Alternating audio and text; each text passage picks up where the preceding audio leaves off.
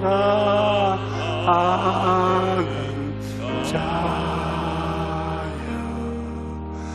내 영혼이 잘됨같이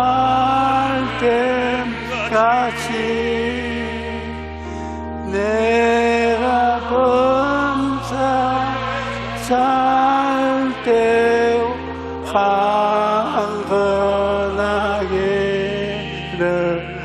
내가 간구하노라.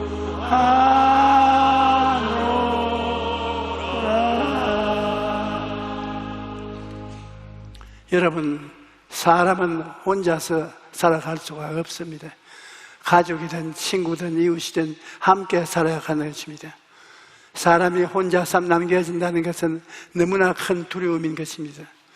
제가 초등학교 5학년 때 대구 폭동사건 이후 빨치산들이 짚은 산 속으로 들어가서 게릴라 활동을 시작하여 밤에 마을에 내려와서 마을 사람들을 살해하고 납치하고 가축과 양식을 약탈해 갔습니다.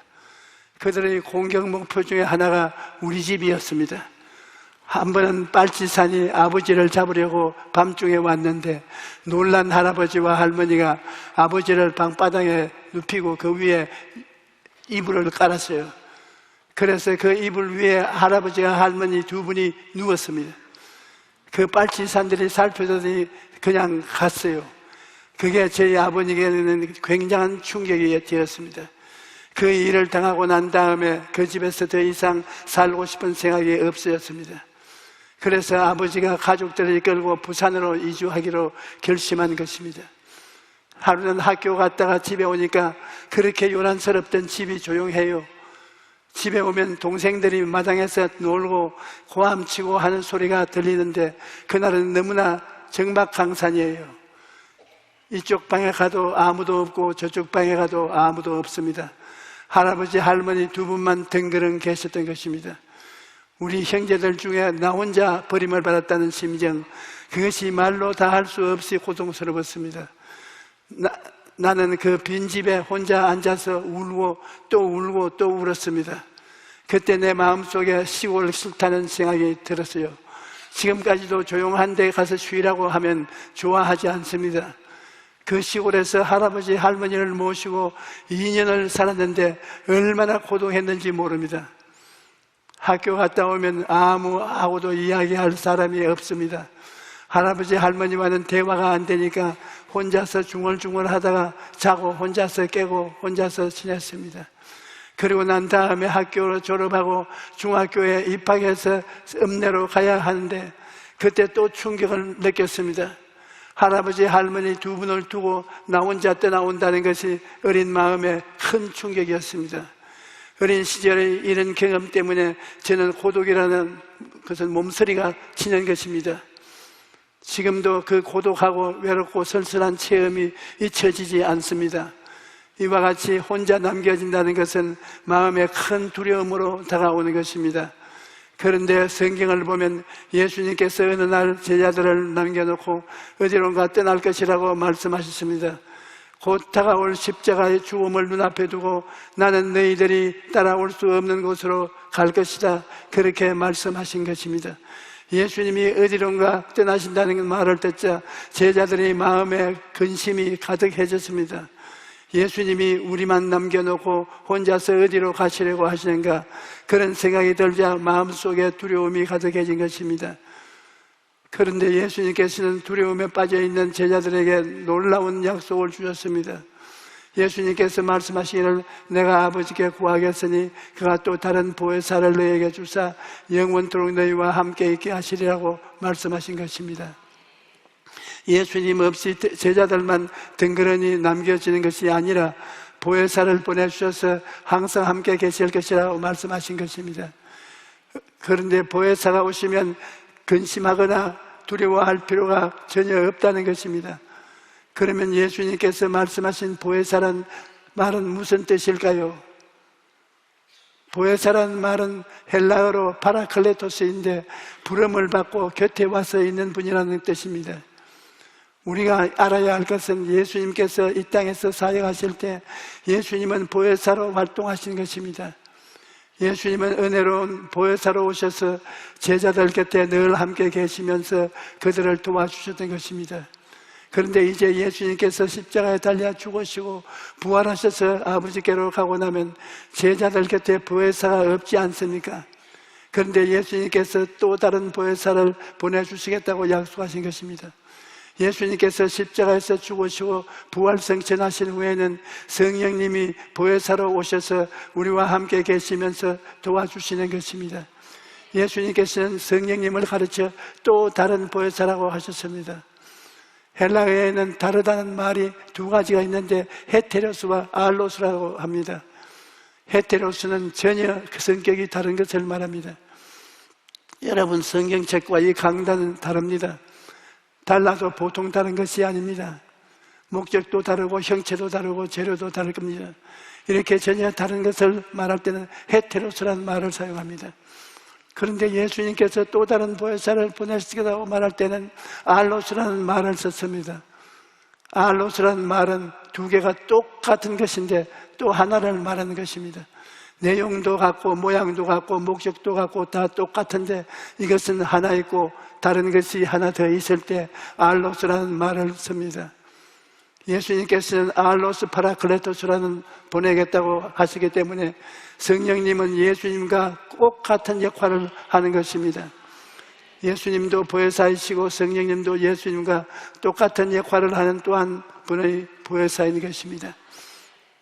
그러므로 여러분은 혼자가 아닙니다. 오늘 혼자라고 느끼는 사람이 많이 있습니다. 나이가 들어 자녀를 결혼시키고 남편이나 아내 먼저 떠나보내고 혼자 남은 사람들이 있는가 하면 가정이 깨어져서 혼자 살아서 사람들도 있습니다. 때로는 가족이 있는 사람들도 서로 간에 대화도 하지 않고 고독과 외로움 속에 살아가고 있는 것입니다. 그러나 하나님을 믿고 섬기는 사람은 어떠한 형편에서도 혼자가 아닙니다. 성령께서 우리와 함께 계시기 때문에 우리는 성령님과 함께 살아가는 것입니다. 성령님께서 보혜사로서 우리에게 오신 것은 우리의 유익을 위한 것입니다. 예수님께서 말씀하시기를 내가 너희에게 실상을 말하노니 내가 떠나가는 것이 너희에게 유익이라. 내가 떠나가지 아니하면 보혜사가 너희에게 오지 아니할 것이요 가면 내가 그를 너희에게로 보내리라고 말씀하신 것입니다. 성령님은 예수님 대신 보내심을 받은 하나님이십니다. 그러므로 성령님은 예수님과 똑같은 일을 하시는 것입니다. 예수님께서 하신 모든 일은 우리의 유익을 위한 것이었습니다. 예수님께서는 우리의 죄를 청산하기 위해 십자가에 달려 죽으셨고 우리의 병을 치료하기 위해 채찍에 맞으신 것입니다. 또 우리에게 자유와 해방을 주시려고 모든 병든 자를 고치시고 귀신을 쫓아내시던 것입니다. 그런데 성령님도 예수님과 똑같이 우리의 유익을 위해 즉사하시는 것입니다. 성령님이 임하시면 병든 자가 치료를 받고 귀신이 쫓겨나고 그곳에 천국이 임하는 것입니다. 이렇기 때문에 오늘날은 성령시대라고 말하는 것입니다.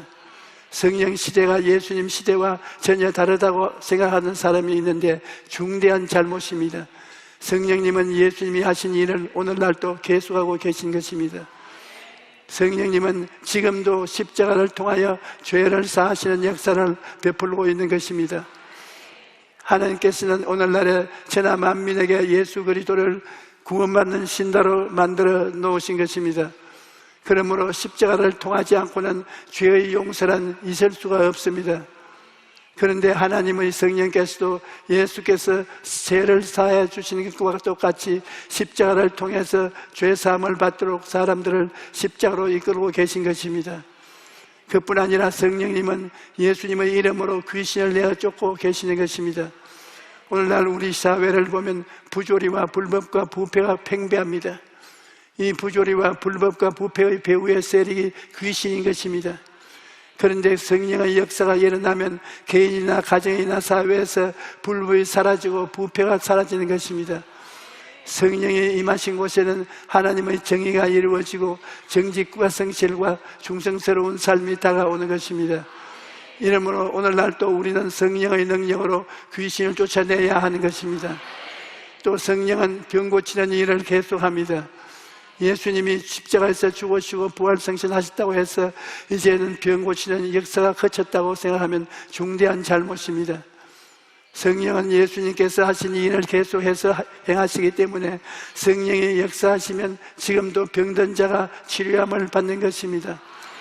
오래전에 우리 교회 성도 한 사람이 병원에서 폐기종 진단을 받았는데 의사가 하는 말이 폐기종은 합병증이 무섭다. 만약 폐포가 터지면 생명이 위독하니 그럴 경우 곧잘 응급실로 가야 한다. 혹시라도 지방에 내려갈 때는 산소 호흡기를 꼭 가지고 가라. 그렇게 말한 것입니다. 그런데 생활하는데 불편함이 없었기 때문에 성도님은 그 말을 대수롭지 않게 여겼습니다. 그러다가 병이 점점 악화되어 한쪽 폐가 기능을 하지 못하게 된 것입니다. 숨이 차서 수운동도 못하고 세수를 할 때도 양손으로 사용하는 것이 힘이 들었습니다. 그러던 어느 날 갑자기 숨이 차기 시작해서 집에서 안정을 취했는데 그 다음 날에는 옷을 입지 못할 정도로 숨이 바빠져서 어째로 그 응급실로 간 것입니다. 알고 보니 폐기종이 터진 것입니다. 그런데 워낙 폐가 약한 상태라 마취해서 깨어나지 못할 확률이 높아서 수술도 할 수 없었습니다. 그대로 두면 5분도 못 되어 죽을 운명이었습니다. 그래서 전화로 기도를 받으려고 급하게 저에게 연락을 했던 것입니다. 그래서 제가 한 5분 동안 전화상으로 기도를 해드리고 성령의 지시를 따라 폐기종이 터진 것이 고쳐졌다라고 선포를 했습니다. 그 성도님이 나중에 간증하기를 그때 온몸에 전율을 느끼면서 상처가 뜨거워지고 마음속에 하나님이 고쳐주셨다, 그런 확신이 강하게 들었다는 것입니다. 그런데 기도를 받은 후에 식욕이 생겨서 이틀 만에 처음으로 밥을 먹게 되고 다음날 아침 검사를 했는데 놀랍게도 터졌던 폐포가 원래대로 나아져서 붙어버린 것입니다.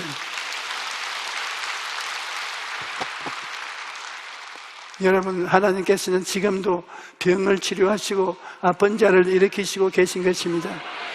예수님께서는 성천하시기 전에 믿는 자들에게는 이런 표적이 따르니 곧 그들이 내 이름으로 귀신을 쫓아내며 새 방언을 말하며 뱀을 집어 올리며 무슨 독을 마실지라도 해를 받지 아니하며 병든 사람에게 손을 얹은 적 나으리라고 말씀하셨습니다. 그러므로 오늘날 또 우리가 성령님을 믿고 의지하면 병이 떠나가고 치료의 기적이 나타나는 것입니다. 성령께서 역사하시는 이상 치료하는 역사는 교회에서 그칠 수가 없는 것입니다. 또 성령님이 무엇보다 예수님을 증거하는 사역을 하십니다. 예수님께서는 그가 와서 죄에 대하여, 의에 대하여, 심판에 대하여 세상을 책망하시려고 말씀하셨습니다. 오늘날 많은 사람들이 죄악 가운데 살면서도 자기가 죄인이라고 말하지 않습니다. 그들은 어두운 가운데 있기 때문에 자기의 죄가 안 보이는 것입니다. 여러분, 캄캄한 방에 쓰레기가 쌓이고 갖가지 더러운 것이 있어도 불이 켜짐이 있으면 눈에 안 보입니다. 그러나 커튼을 열고 밝은 빛이 들어오면 얼마나 더러운가를 알게 되는 것입니다. 이와 같이 어둠 속에 살아가는 사람들에게 성령의 빛이 비치면 자기가 얼마나 더럽고 추악한 죄인인가를 깨닫고 주여 나를 불쌍히 여기시옵소서 하고 회개하게 되는 것입니다. 성령으로 말미암지 않고는 회개할 수 있는 사람이 없습니다. 성령이 죄에 대하여 우리를 꾸짖어 주셔야 우리 마음이 깨어지기 시작하는 것입니다. 이와 같이 성령님을 우리의 유익을 위해 오셨기 때문에 우리는 성령님을 인정하고 환영하고 모셔드리고 의지하는 삶을 살아야 할 것입니다. 셋째로, 우리가 성령과 함께 살아가기 위해서는 생각과 꿈과 믿음과 말이 중요합니다. 성령님은 우리의 생각과 꿈과 믿음을 말을 통해서 역사하시기 때문인 것입니다. 여러분, 성령님은 우리의 생각을 통해 역사하십니다. 에베소 3장 20절에 우리가 가운데 역사하시는 능력대로 우리가 구하는 거나 생각하는 모든 것에 더 넘치도록 능히하시리라고 말씀합니다. 우리가 무엇을 생각하든지 간에 그 생각하는 것에 넘치도록 성령께서 역사하시는 것입니다. 여러분이 할 수 있다고 하면 생각하면 성령께서 그 일을 할 수 있도록 도와주시는 것입니다. 그러나 할 수 없다고 생각하면 시작하기 전에 실패하고 마는 것입니다. 예수님께서는 할 수 있거든요. 무슨 말이냐? 믿는 자에게는 능히 하지 못할 일이 없느니라고 말씀하셨습니다. 그러므로 어떤 환경에 있든지 주님의 약속을 붙들고 할 수 있다라고 생각하십시오. 우리 수준에서 생각하니까 할 수 없는 것이지 하나님께는 불가능이란 없는 것입니다. 우리는 방법이 없다고 말하지만 하나님께는 방법이 있는 것입니다. 이스라엘 백성이 앞에는 홍해요, 뒤에는 애국 군대요, 오도 가도 못하는 곳에 있을 때 하나님께서 상상할 수도 없는 길을 만드셨는데 바로 바다 밑에 길을 만드신 것입니다. 그러므로 여러분, 인간적인 생각으로 하나님의 역사를 제한하지 마십시오. 길이 없다고 낙심하거나 절망하지 마십시오. 하나님을 믿고 나가면 하나님께서 여러분을 위해서 길을 열어주시는 것입니다. 그러므로 새해에는 언제든지 할 수 있다라고 생각하십시오. 여러분이 긍정적이고 적극적이고 창조적인 생각을 가지면 성령께서 역사하심으로 여러분이 올 한 해를 성공적인 삶을 살아갈 수 있는 것입니다. 그 다음 성령님은 우리의 꿈을 통해 역사하시기 때문에 꿈을 품어야 합니다. 이 세상에 사람이 살면서 꿈을 잃어버리면 그 사람의 내일은 절망입니다. 현실에 다가오는 여러 가지 환경의 불안과 고통과 괴로움만 바라보고 그것에 치우쳐 있으면 그 사람은 그 자리에서 무덤을 파는 것입니다. 사람의 짐승과 다른 것은 내일에 대한 꿈을 가질 수 있기 때문인 것입니다. 예수 믿는 사람이 믿지 않는 사람보다 탁월하게 다른 것은 하나님의 성령이 오셔서 젊은이에게는 환상을, 늙은이에게는 꿈을 꾸게 하시기 때문인 것입니다. 그러므로 새해에는 작년보다 월등하게 나아지는 것을 꿈꾸어야 하는 것입니다. 생각을 새롭게 하고 꿈을 품었으면 그 다음에는 믿음을 가지고 나가야 합니다. 저는 지난 60년의 목회 생활 가운데 어려움에 부딪힌 적이 한두 번이 아니었습니다. 그럴 때마다 저는 할 수 있다 모든 일을 해보았습니다. 그러나 주님은 저희 모든 인간적인 방법이 실패하고 마지막으로 전부의 의지 없어 손들고 옵니다.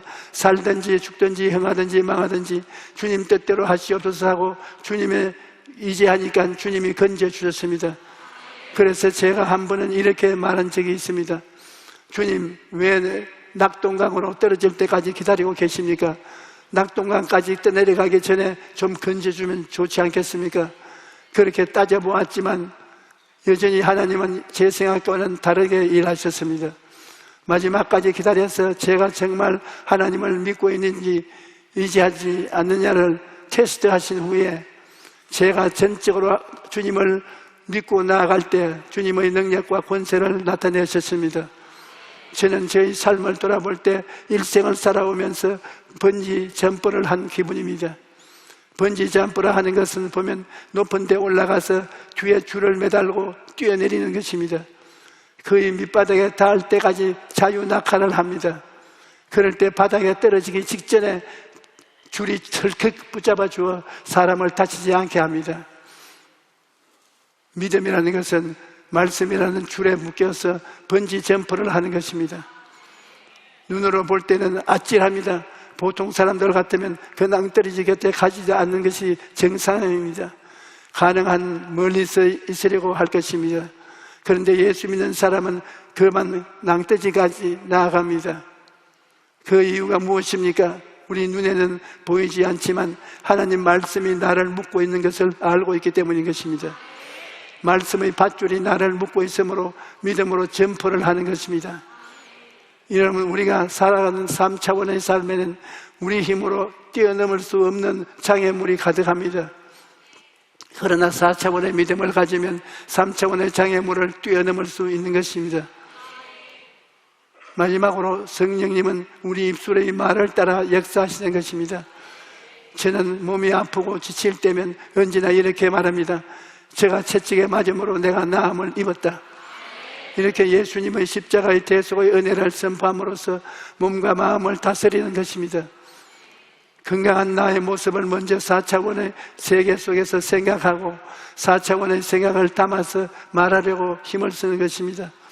그러면 그것이 제가 살고 있는 3차원의 세계에 영향을 미쳐서 제 영혼과 육체가 삶의 환경에 역사하는 것입니다.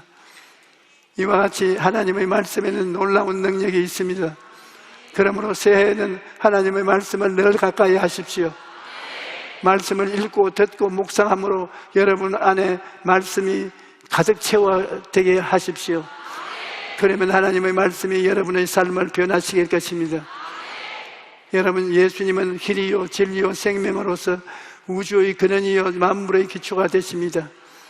성령님은 예수님의 뜻을 가지고 3차원의 세계를 변화시키고 창조적인 일을 행하십니다. 예수님과 성령님은 마치 하나님의 오른팔과 왼팔처럼 함께 일하시는 것입니다. 또한 예수님과 성령님은 우리의 보혜사로 오셔서 우리와 늘 함께 하시고 우리를 도와주시고 계신 것입니다. 그러므로 우리는 예수님의 십자가를 바라보고 보혜사로 오신 성령님을 늘 의지해야 합니다. 그러면 하나님의 은혜로 올 한 해 여러분이 삶의 놀라운 기적을 나타낼 것입니다. 새해 모두의 가정에 하나님의 은총이 사랑과 축복이 가득하시기를 주님 이름으로 축원합니다. 할렐루야. 오늘 이 시간에 아픈 분은 일어나셔서 아픈데 손을 얹으십시오. 하나님을 바라보십시오. 하나님 아버지여, 우리는 제 예수님의 살과 피를 마시고 성령 보혜사를 모시고 이 자리에 있습니다. 하나님 위하여 간절히 기도하오니 하나님께서 우리에게 자유를 주시어서 원수 귀신을 다 쫓아내어 주시옵소서. 우리 몸을 묶고 우리에게 사망을 가져오는 원수 마귀야, 나사렛 예수 이름으로 명하노니 물러가라, 물러가라, 물러가라. 주 예수님이 손을 내밀어 안수하고 모든 사람들에게 생명의 역사를 일으켜 주시옵소서. 예수 그리스도의 생명의 강물이 흘러 넘치게 되어서 도와주시옵시고 부활의 생명이 넘쳐나게 도와주시옵소서. 나사렛 예수 그리스도 이름으로 명한다. 모든 병은 떠나가라, 물러가라. 이 시간에 고침을 받을지어다. 아멘.